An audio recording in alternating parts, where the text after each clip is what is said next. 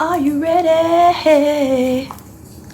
Are you ready for what's to come? Oh, I said, are you ready? Are you ready for what's to come? That's your song of the month. Creed's Are You Ready? Are you ready for the next stage of your life? Are you ready to begin? Your life has just begun. This is not the end. This is not, I'm hearing it's the beginning of the end, okay? So I'm feeling all this fire and all this passion, and I'll be honest, I had to practice that a little bit before recording. I'm gonna get better over time, right? But we all have to do something that makes us uncomfortable.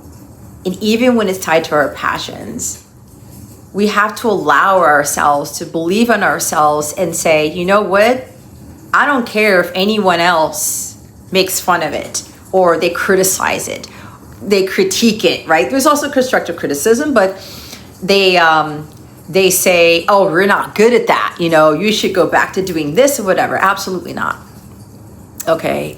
Don't let anyone dictate what you should or shouldn't be passionate about. And I know for me, sometimes people have thought that I was angry over things or overly emotional about things when I'm really passionate about it, when I'm really excited about it. I just go into, I'm hearing like King David mode, you know, when he was anointed as king and he started to have this fire within his heart and he had that calling and he did what God asked him to do, and it just fueled his fire, and he was courageous in so many levels, and he overcame so many odds, overwhelming odds, right? And everyone looked at him like, what the hell is this shit? Like, how is this 17-year-old guy beating Goliath, fighting all these adversaries, you know? And he wasn't born a warrior, he was a shepherd, right? But he had this passion, and it led him to realize that there was purpose in it, and it led him to his purpose